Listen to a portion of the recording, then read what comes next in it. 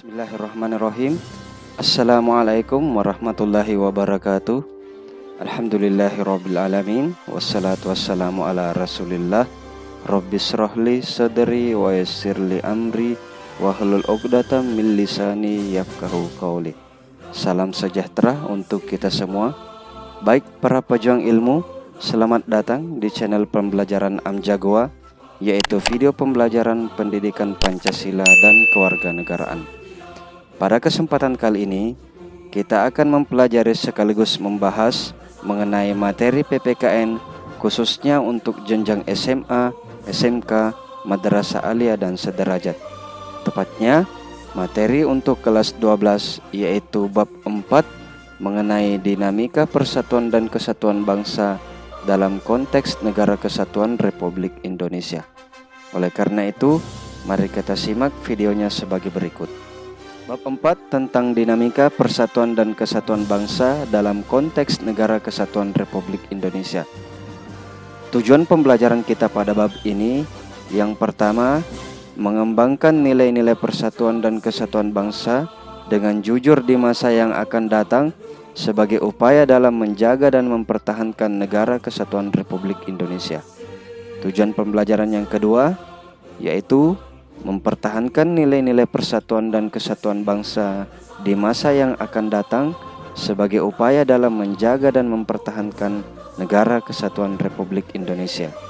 Yang ketiga, mengevaluasi dinamika persatuan dan kesatuan bangsa sebagai upaya menjaga dan mempertahankan Negara Kesatuan Republik Indonesia. Dan yang keempat, mendemonstrasikan hasil evaluasi dinamika persatuan dan kesatuan bangsa sebagai upaya menjaga dan mempertahankan Negara Kesatuan Republik Indonesia. Agar kita bisa memahami secara keseluruhan tentang dinamika persatuan dan kesatuan bangsa dalam konteks Negara Kesatuan Republik Indonesia, maka pada video pembelajaran ini kita akan fokus membahas mengenai hakikat Negara Kesatuan Republik Indonesia. Pada bagian ini, kita akan membahas tentang 3 hal. Yang pertama, tentang konsep negara kesatuan atau unitarisme. Yang kedua, tentang faktor pembentuk bangsa Indonesia. Dan yang ketiga, tentang karakteristik Negara Kesatuan Republik Indonesia. Berbicara tentang konsep negara kesatuan atau unitarisme, konsep yang dibahas pada bagian ini, yang pertama tentang pengertian negara, yang kedua tentang tujuan negara, yang ketiga tentang fungsi negara, yang keempat tentang unsur-unsur negara, dan yang terakhir adalah tentang bentuk negara.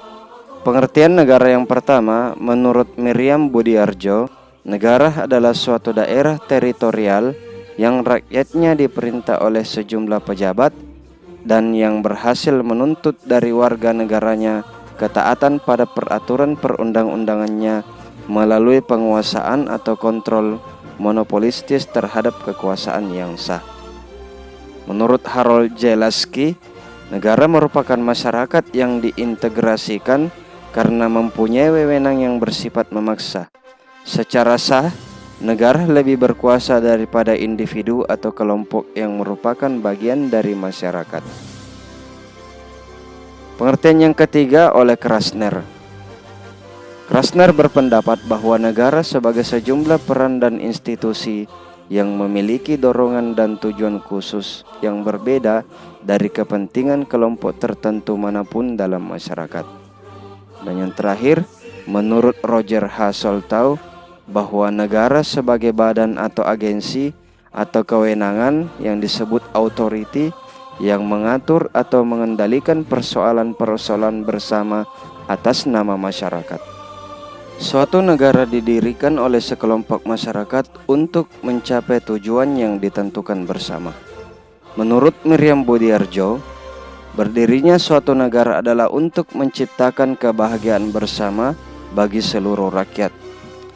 Dalam konteks Negara Kesatuan Republik Indonesia, tujuan negara berdasarkan alinea keempat pembukaan UUD 1945, tujuan yang pertama adalah untuk memajukan kesejahteraan umum, kemudian mencerdaskan kehidupan bangsa, Dan yang ketiga adalah ikut melaksanakan ketertiban dunia yang berdasarkan kemerdekaan, perdamaian abadi, dan keadilan sosial sebagaimana tertuang dalam pembukaan dan penjelasan UUD 1945. Selanjutnya kita beralih ke fungsi negara. Adapun fungsi mutlak suatu negara diantaranya adalah melaksanakan penertiban atau law and order. Artinya, negara berfungsi melakukan penertiban umum serta bertindak sebagai stabilisator untuk mencegah terjadinya bentrokan-bentrokan dalam masyarakat. Fungsi yang kedua adalah mengusahakan kesejahteraan dan kemakmuran rakyat. Artinya, negara yang maju merupakan negara yang mampu membuat masyarakat bahagia secara umum dari sisi ekonomi dan sosial kemasyarakatan. Yang ketiga adalah fungsi pertahanan. Artinya, fungsi ini mengharuskan negara menjaga wilayah, kedaulatan, dan memberikan rasa aman kepada masyarakat terhadap berbagai serangan, gangguan, dan ancaman yang berasal dari dalam atau luar negara. Jika dibutuhkan, negara bisa memakai alat-alat pertahanan. Dan fungsi yang keempat adalah menegakkan keadilan. Negara berfungsi untuk menegakkan keadilan bagi seluruh warga masyarakat, meliputi seluruh aspek kehidupan seperti politik, ekonomi, sosial budaya, hukum, dan pendidikan. Terbentuknya suatu negara harus memenuhi syarat-syarat atau unsur-unsur pembentuk negara. Unsur-unsur negara terdiri atas rakyat, wilayah, dan pemerintahan yang berdaulat. Wilayah dalam suatu negara tidak hanya daratan, tetapi juga udara dan laut. Selain ketiga unsur tersebut, untuk mendirikan sebuah negara, maka dibutuhkan pengakuan dari negara lain. Pengakuan ini hanya bersifat deklaratif atau tambahan. Selanjutnya adalah tentang bentuk negara. Negara-negara di dunia diperkirakan jumlahnya lebih dari 190 negara. Tidak semua negara memiliki bentuk negara yang sama. Menurut teori modern yang berkembang hingga saat ini, terdapat dua bentuk negara, yaitu negara kesatuan dan negara serikat atau federasi. Penjelasan mengenai negara kesatuan adalah negara kesatuan merupakan negara yang bukan tersusun dari beberapa negara, melainkan hanya terdiri atas satu negara sehingga tidak terdapat negara di dalam negara. Kedaulatan negara kesatuan sepenuhnya terletak pada pemerintah pusat dan tidak terbagi. Dalam negara kesatuan hanya terdapat satu kepala negara, satu undang-undang dasar atau konstitusi, satu dewan menteri, dan satu parlemen. Berdasarkan hal tersebut, C.F. Strong mengemukakan dua sifat penting negara kesatuan. Yang pertama, dalam negara kesatuan terdapatnya atau adanya supremasi atau kekuasaan dari Dewan Perwakilan Rakyat Pusat. Kemudian, tidak adanya badan-badan lainnya yang berdaulat selain pemerintahan pusat.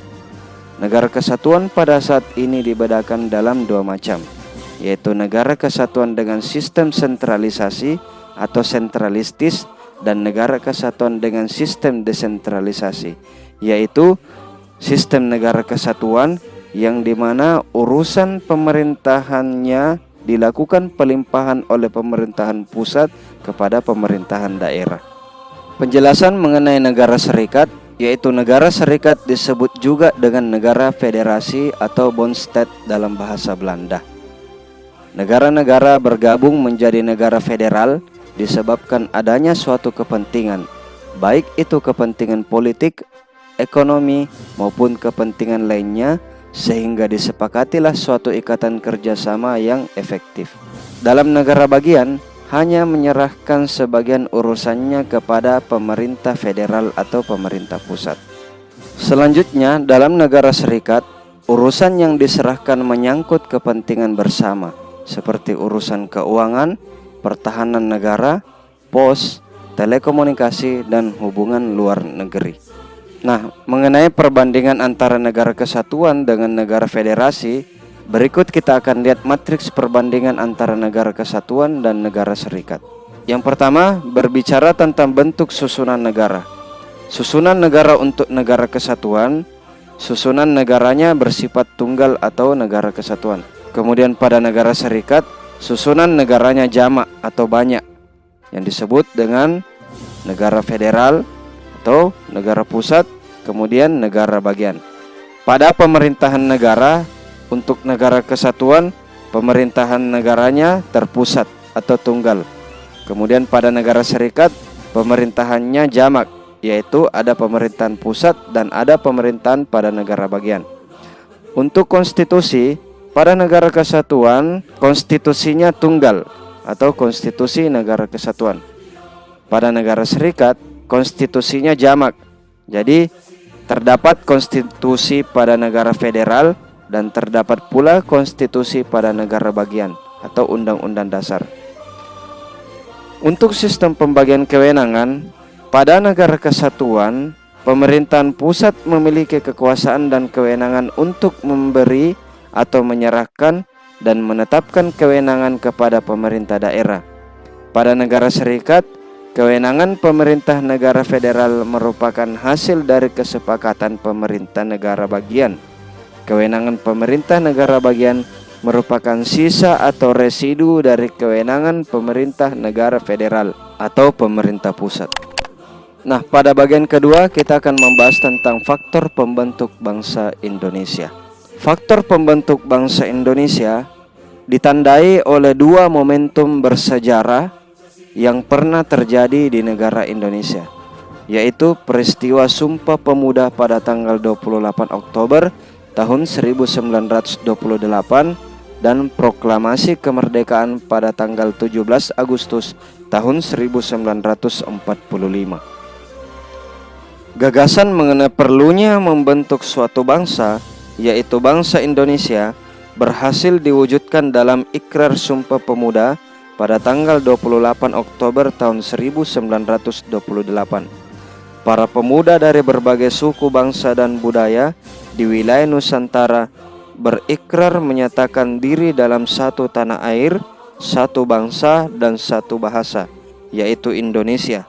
Dengan demikian, meskipun mereka berbeda suku, adat, budaya, ras, keyakinan, dan daerah, mereka bersedia menyatakan diri sebagai satu bangsa, yaitu bangsa Indonesia. Sebagaimana kita lihat di sini ada contoh naskah Sumpah Pemuda.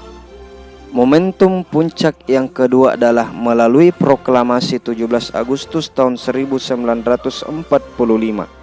Bangsa Indonesia berhasil mendirikan negara sekaligus menyatakan adanya negara baru kepada dunia, yaitu Negara Kesatuan Republik Indonesia. Adapun faktor-faktor penting pembentuk bangsa Indonesia antara lain, yang pertama, adanya perasaan nasib, yaitu penderitaan bersama di bawah penjajahan bangsa asing selama lebih kurang 350 tahun. Kemudian yang kedua, adanya keinginan bersama untuk merdeka, melepaskan diri dari belenggu penjajahan. Yang ketiga, adanya kesatuan tempat tinggal, yaitu wilayah Nusantara yang membentang dari Sabang sampai Merauke. Dan yang keempat, adanya cita-cita bersama untuk mencapai kemakmuran dan keadilan sebagai suatu bangsa. Selanjutnya, bangsa Indonesia berhasil mewujudkan Negara Kesatuan Republik Indonesia yang merdeka pada tanggal 17 Agustus tahun 1945. Bangsa Indonesia yang sebelumnya memiliki banyak perbedaan mampu membentuk Negara Kesatuan Republik Indonesia sekaligus menciptakan bangsa Indonesia dalam arti politis. Dari uraian di atas, dapat disimpulkan bahwa hakikat Negara Kesatuan Republik Indonesia adalah kebangsaan yang modern. Negara kebangsaan modern adalah negara yang dibentuk berdasarkan semangat kebangsaan atau nasionalisme, yaitu berdasarkan tekad suatu masyarakat untuk membangun masa depan di bawah satu negara yang sama, walaupun warga masyarakat tersebut berbeda agama, ras, etnis, ataupun golongan. Dan pembahasan yang ketiga adalah karakteristik Negara Kesatuan Republik Indonesia. Bentuk negara Indonesia adalah negara kesatuan. yang lebih sering disebut dengan Negara Kesatuan Republik Indonesia. Pernyataan yang secara tegas menyatakan bahwa Indonesia adalah negara kesatuan tertuang dalam Undang-Undang Dasar Negara Republik Indonesia tahun 1945 pada pasal 1 ayat 1 yang berbunyi, negara Indonesia ialah negara kesatuan yang berbentuk republik. Sebagai negara kesatuan, Indonesia menganut asas desentralisasi dalam penyelenggaraan pemerintahan, yaitu penyerahan urusan pemerintahan oleh pemerintah pusat kepada daerah otonom berdasarkan asas otonomi.